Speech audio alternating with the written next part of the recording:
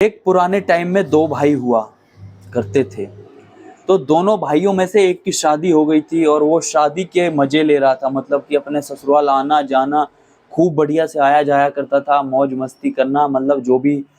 तो गांव वालों ने पूछा कि भाई तू क्यों नहीं जाता ससुराल अपने भाई के।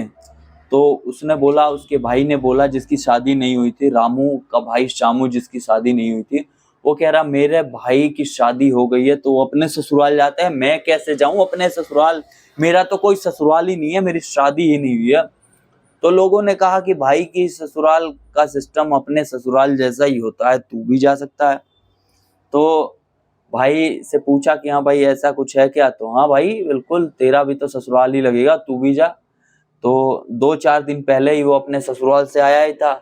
उसके सास ससुर वैसे ही परेशान रहते थे कि कैसा दामाद मिला है, आए दिन मुंह उठा के चला आता है। तो फिर दूसरा भाई जब गया तो दूर से ही उसकी माँ जो है गेहूं फटक रही थी, ऐसे ऐसे ऐसे ऐसे।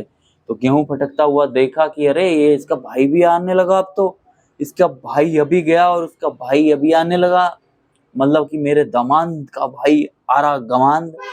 तो आया जैसे ही, पाए लागो ससुर, तो हाँ बेटा खुश रहो ऊपर के मन से।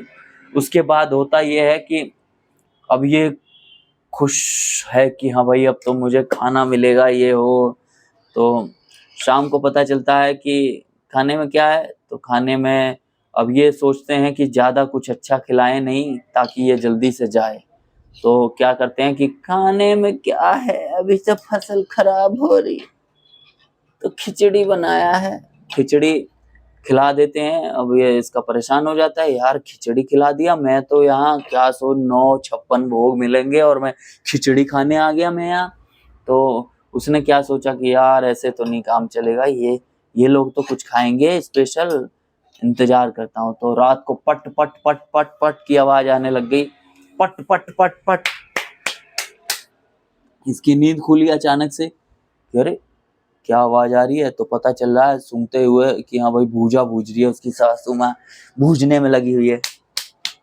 तो भूजते हुए देख के और जाके और धीरे से बोल रहा है कि मैं जानता था बिल्कुल आप मेरी माँ जैसी हो, आपको भी पता है कि मैं सोते हुए भूजा खाता हूँ, रात को चबाते रहता। उसकी सास का दिमाग जल गया पूरा दिमाग जल गया। और उसने क्या करा कि हाँ दामाद जी आपके लिए ही भूज रही थी, मुझे सब पता है, ले कटोरी में दे दिया, हाँ सब खा गया, इनके लिए कुछ नहीं बचा। अब सुबह हुई तो काफी मतलब ये लगा लो कि सुबह भी ऐसा ही कुछ किया डामाडोल, और ऐसे ही चलता रहा, चालाकी होती रही और चलता रहा। फिर जब बहुत दिन हो गए, उसकी सासू माँ ने सोचा यार कैसे करा जाए, कैसे ही भगाया जाए इसको, 2-3 दिन हो गया।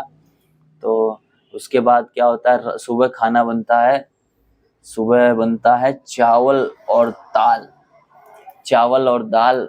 और दिमाग इसका खराब हो जाता है, चावल दाल तो ये अपने घर में भी खाता था। उसके बाद क्या करता है, अपनी सासू माँ से बोलता है माँ जी घी नहीं है क्या, घी। मेरी माँ को तो खूब पता थी कि मैं दाल में घी पीता हूँ दबा के। तो नहीं घी कहाँ है, वो लटक रहा है उसमें तो सारा घी जम गया है, जमा हुआ है, ठंड का मौसम था। तो जितने में वो कुछ काम के लिए गई उसकी सासू माँ, तो इतने में वो मटका उठा के और जलते हुए आग पे रख देता है, जहां से अभी खाना बना था तो चूल्हे पे रख दिया। अब वो घी हो गया गरम, और गरम हो गया तो जल्दी जल्दी रस्सी में बांध बूंद के सेम टू सेम लटका दिया। लटकाने के बाद होता ये है कि लटक गया है और घी एकदम पानी जैसा हुआ पड़ा। इतने में उसकी सासू माँ आती है, तो हाँ सासू माँ आ गई आप, तो हाँ। अरे यार क्या करूं, मुझे तो बिना घी के खाया ही नहीं जाता। तो बेटा वो तो ठंडा होके जमा हुआ है, कुछ नहीं है उसमें।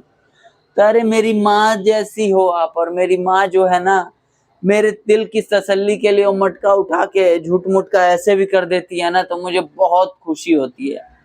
तो हाँ लो अभी करके देती हूँ, उठाती है और ऐसे पलट देती है। अब तो घी लबालब भैंचोद पूरा भर गया पतीले में। तो बुढ़िया तो समझ गई कि ये बेटा बहुत चतुर चालाक है। उसके बाद क्या करती है बढ़िया, मेरा भी बेटा होता ना, मेरा सगा बेटा, तो मुझे भी अपने साथ बिठा के खिलाता।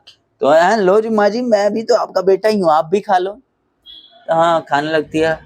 तो आप पे दामाद जी किसी ने आंख उठा के देखा ना तो छिपे में पूरा हाथ लगा के ऐसे ऐसे बकोट के ऐसे पी जाऊंगी, और खाने लगती है। उसका दामाद कहता है माँ जी अगर आपकी तरफ किसी ने आंख उठा दिया ना तो उसका खून ऐसे उठा के छिपे में और ऐसे पी जाऊंगा, और सारा का सारा पतीला पी जाता है। अब तो इसका दिमाग खराब हो जाता है। उसके बाद रात को ये प्लानिंग में हो जाती है कि क्या करूं और क्या करूं नहीं करूं, और अगला पार्ट दोबारा हम बनाएंगे नेक्स्ट वीडियो में, इंतजार करना। ये हमारा खुद का स्क्रिप्ट था जो कि पूरा नहीं हो पाया था किसी कारण की वजह से, और आज मैं उसको मौली बता रहा हूं।